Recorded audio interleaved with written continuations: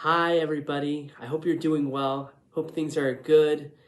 We're in a great time of the year. Purim is around the corner. Pesach is coming up. And very important time of the year in the Torah portion. These weeks discuss and talk about the Mishkan, the building of the tabernacle.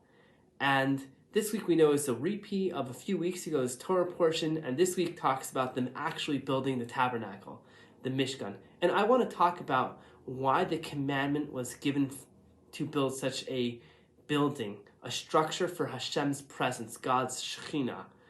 And we know that in last week's Torah portion, the golden calf, the sin of the golden calf occurred. And according to many commentators, they learned that the reason that we were required to build the Mishkan was for forgiveness for the sin of the golden calf. And what's very interesting is when you look at the numbers of people who actually sinned with the golden calf, it was only 3,000 people. And we know that there was about over 3 million people that stood at Har Sinai, at Mount Sinai, when they received the Torah. And the obvious question that begs to be asked is, why would 3 million people, the whole Jewish nation, Am Yisrael, the whole nation, is getting punished for the actions of 3,000 people? It's astounding. It doesn't make any sense on a simple level. And I heard a really incredible idea that's very much resonates with me, and I'm sure it'll do the same for you.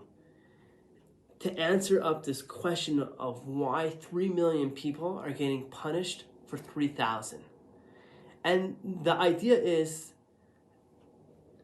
that when one has the ability and the power or the influence to object to something wrong that's going on, and they don't, it's as if they're supporting that rebellion.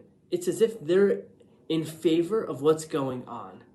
And similarly, with 3 million people, they had the ability to object and tell the 3,000 people, there's no way we're allowing you to serve the golden calf. And they could have squashed the rebellion. Obviously, on their very high level, there was a slight thing that they also thought that Moses and Moshe was up in the mountain. They also thought that perhaps he wasn't going to come back, and therefore we need somebody else to lead us.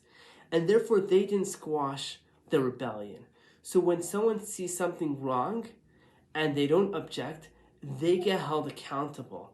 3 million people also need forgiveness for the actions of 3,000 people if they could have stopped the actions of those 3,000 people and they didn't. And when I look into our own lives and taking this lesson into a more practical level, I think of many times how we're out at an event and maybe someone's getting made fun of, or it could be in front of them or not in front of them, or something's going on and it's incorrect and we have the ability to stop it and we don't, we are also going to be held accountable.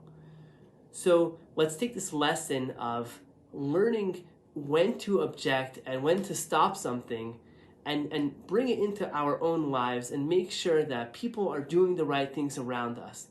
Thank you and Shabbat Shalom.